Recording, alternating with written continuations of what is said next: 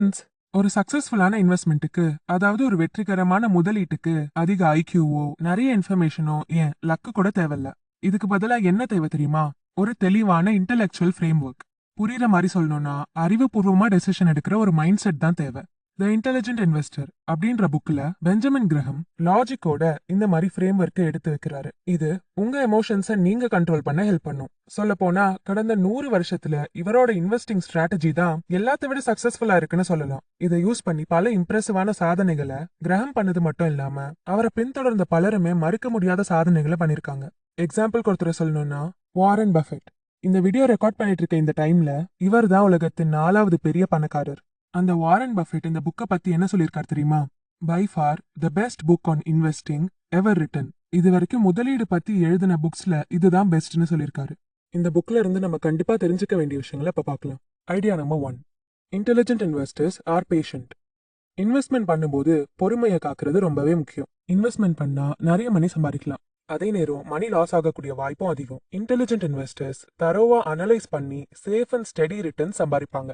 ஆனா இதுக்கு ஆப்போசிட்டா ஸ்பெகுலேட்டர்ஸ்னு சொல்றவங்க என்ன பண்ணுவாங்கன்னா, மார்க்கெட் ஃபிளக்சுவேஷன்ஸ் நடக்கும்போது எல்லாரும் ஸ்டாக் வாங்குறாங்கன்னு அவங்களும் வாங்குவாங்க.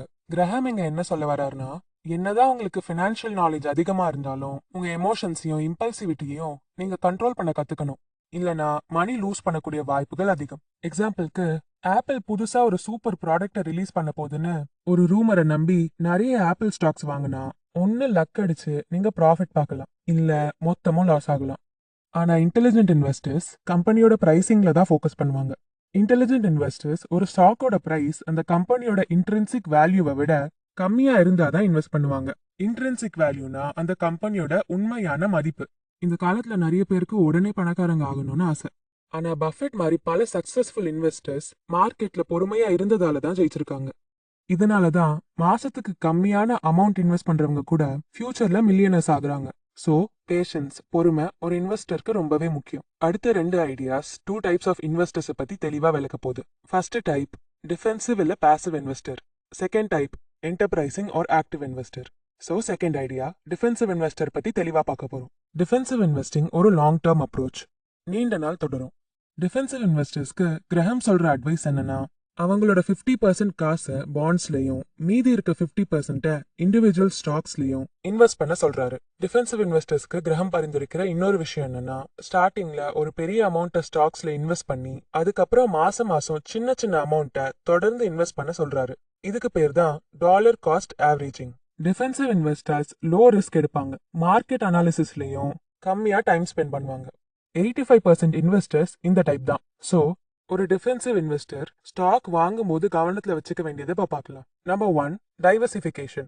ஒரே ஒரு இண்டஸ்ட்ரியை ஃபோக்கஸ் பண்ணி இன்வெஸ்ட் பண்ணாம பலதரப்பட்ட கம்பெனிஸ்ல இன்வெஸ்ட் பண்ணணும். Number 2, large companies.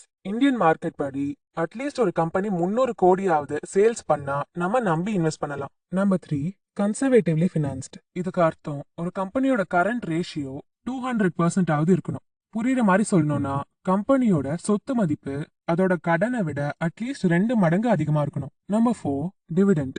கடந்த 20 வருஷத்துல ஒரு தடவை கூட மிஸ் ஆகாம வந்த ப்ராஃபிட்டை ஷேர் ஹோல்டர்ஸ்க்கு அந்த கம்பெனி கொடுத்துருக்கணும். Number 5, no earnings deficit. கடந்த 10 வருஷத்துல ஒரு கம்பெனி கம்மியா சம்பாரிச்சா கூட பரவாயில்ல, ஆனா லாஸ்ல போயிருக்க கூடாது. Number 6, earnings growth. கடந்த 10 வருஷத்துல அட்லீஸ்ட் 33% earnings அதிகமா இருக்கணும். அதாவது ஒரு வருஷத்துக்கு 2.9% வளர்ச்சியாவது அந்த கம்பெனி காட்டியிருக்கணும். Number 7, cheap assets. Over pay பண்ணி அசெட் வாங்காதீங்க. ஸ்டாக்கோட விலை அசெட்டோட விலையை விட 1.5 டைம்ஸ் ஆவது கம்மியா இருக்கணும். சொத்து மதிப்பு அதாவது நெட் அசெட் வேல்யூ கண்டுபிடிக்க கம்பெனியோட உண்மையான சொத்து மதிப்புல இருந்து கம்பெனியோட கடனை மைனஸ் பண்ணணும். Number 8, BE ratio, profit earning ratio. ஒரு கம்பெனியோட ப்ராஃபிட் டு ஏர்னிங் ரேஷியோ 14 விட கம்மியா இருக்கணும். ஐடியா நம்பர் 3, இதுல என்டர்பிரைசிங் இன்வெஸ்டரை பத்தி பார்க்கலாம். இதுதான் 2வது type of investors.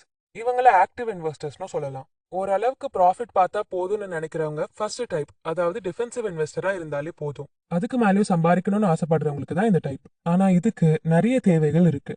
Number 1, patience. 2, டிசிப்ளின்டா இருக்கணும். 3, கத்துக்கணுன்ற ஆர்வம் இருக்கணும். 4, இதுக்கு அதிக நேரம் ஸ்பெண்ட் பண்ணணும். மார்க்கெட் பொதுவா அமேசான் மாதிரி ஃபாஸ்டா வளர்ந்து வர கம்பெனிஸ்க்கு அதிக மதிப்பு கொடுத்து ஸ்லோவா வளர்ற கம்பெனிஸ்க்கு கம்மி மதிப்பு கொடுப்பாங்க. இந்த மாதிரி growth ஸ்டாக்ஸ்னு சொல்ற இத இன்டெலிஜென்ட் இன்வெஸ்டர்ஸ் கண்டிப்பா அவாய்ட் பண்ணணும்.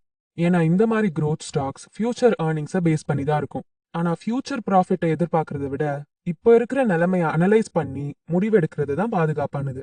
ஒரு கம்பெனியோட வேல்யூ நெட்வொர்க்கிங் கேபிட்டலை விட கம்மியா இருந்துச்சுன்னா நீங்க கம்பெனியோட பில்டிங் மெஷின்ஸ் மாதிரியான ஃபிக்ஸ்டு அசெட்ஸ் எதுக்குமே நீங்க பே பண்ண வேணாம். நெட்வொர்க்கிங் கேபிட்டல் எப்படி கண்டுபிடிக்கிறதுனா கரண்ட் அசெட்ஸ் மைனஸ் லையபிலிட்டிஸ், கம்பெனியோட சொத்து மதிப்பு மைனஸ் கம்பெனியோட கடன். ஆனா இந்த மாதிரி கம்பெனிஸ் இந்த காலத்துல ரொம்ப ரேரா தான் இருக்கு. ஒரு என்டர்பிரைசிங் இன்வெஸ்டர் எப்படி ஸ்டாக் வாங்கணும்னு கிரஹம் சில ஸ்டெப் சொல்றாரு. கிட்டத்தட்ட டிஃபென்சிவ் இன்வெஸ்டர்ஸ்க்கு சொன்னா அதேதான். ஆனா இதுல இன்வெஸ்டர்ஸ் நிறைய கம்பெனில இன்வெஸ்ட் பண்ணலாம். சோ அந்த ஸ்டெப்ஸை இப்போ ஒன்னொன்னா பார்க்கலாம். நம்பர் 1, கம்பெனியோட சொத்து மதிப்பு கம்பெனியோட கடனை விட அட்லீஸ்ட் 1.5 டைம்ஸ் அதிகமா இருக்கணும். நம்பர் 2, கடன் நெட்வொர்க்கிங் கேபிட்டலுக்கு 110%க்கு மேல இருக்கக்கூடாது.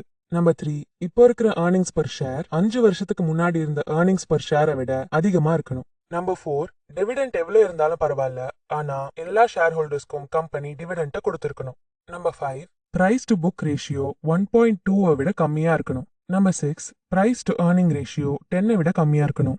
ஒரு கம்பெனி அனலைஸ் பண்ணும்போது என்டர்பிரைசிங் இன்வெஸ்டர் கம்பெனியோட ஆனுவல் ஃபினான்ஷியல் ரிப்போர்ட்டை ஸ்டடி பண்ணணும். அதாவது ஒரு கம்பெனியோட ஒரு வருஷத்துக்கான பொருளாதார ரிப்போர்ட்டை ஸ்டடி பண்ணணும். இத பத்தி இன்டர்பிரிட்டேஷன் ஆஃப் ஃபினான்ஷியல் ஸ்டேட்மெண்ட்ஸ்னு கிரஹம் ஒரு தனி புக்கே எழுதியிருக்காரு.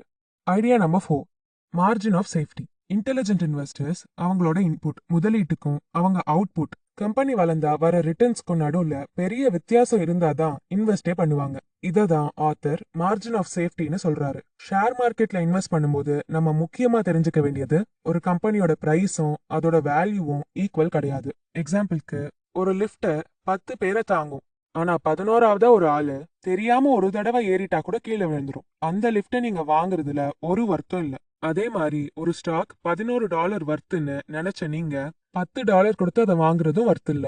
இதனாலதான் நீங்க மார்ஜின் ஆஃப் சேஃப்டியை யூஸ் பண்ணணும். கிரஹம் இதுக்கு புக்ல ஒரு ஃபார்முலா கொடுத்திருக்காரு. இதை வச்சு கம்பெனியோட வேல்யூவை கண்டுபிடிக்கலாம். அதே மாதிரி மார்ஜின் ஆஃப் சேஃப்டி இருக்கானும் கண்டுபிடிக்கலாம்.